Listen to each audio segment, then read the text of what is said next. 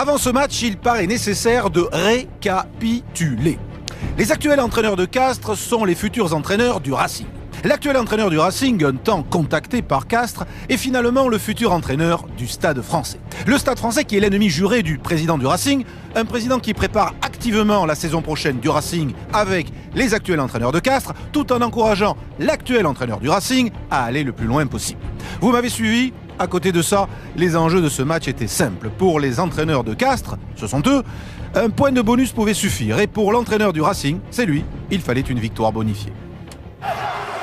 Première occasion pour le Racing, une percée de Chavance. Essai au bout avec Bombo, eh bien non, 2 contre 1, Vendanger. Deuxième occasion pour le Racing, une percée d'Estebanez. Essai au bout avec Bombo, eh bien non, 2 contre 1, stoppé par un beau plaquage de Dulin. Troisième occasion pour le Racing, cette fois passe directement pour Bombo, essai.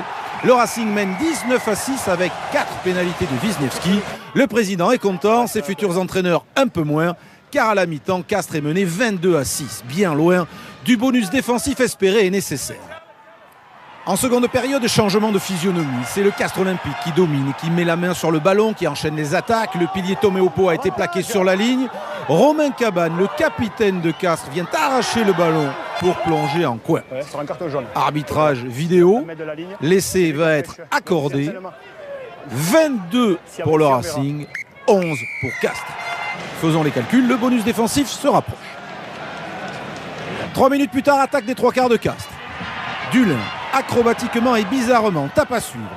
Boardman prolonge, embarque Macheneau et l'ailier anglais Garvey va marquer. 22-18, Castres revient en profitant de cette obstruction non sifflée sur le demi de mêlée international qu'il avait, il faut dire, un peu cherché. Du coup, l'actuel entraîneur du Racing déboule en bord de pelouse où les futurs entraîneurs du Racing ont retrouvé le moral. D'autant qu'à 10 minutes de la fin, suite à cette mêlée tournée efficacement, Classen s'échappe sur le côté fermé, sert Martial. Martial, remise intérieure pour l'essai de Rory Cocotte. Castres prend l'avantage au score. Racing 22, Castres 25.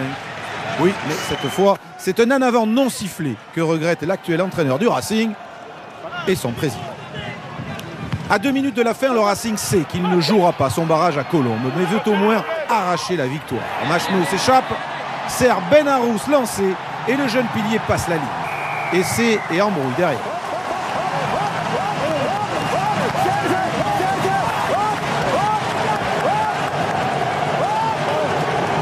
Macheneau ajuste la transformation. Racing 29, Castres 25. Oui, quand même avec le bonus défensif. Plus qu'une minute à jouer. Seul un essai du Racing peut priver Castres du bonus qui assure ce fameux barrage à domicile.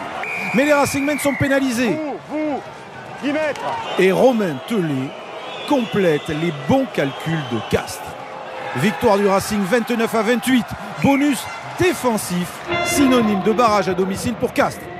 Récapitulons, les actuels entraîneurs de Castres sont contents, ils ont leur point de bonus. L'actuel entraîneur du Racing est content, il a gagné. Et les futurs entraîneurs du Racing, eh bien, ils sont contents aussi.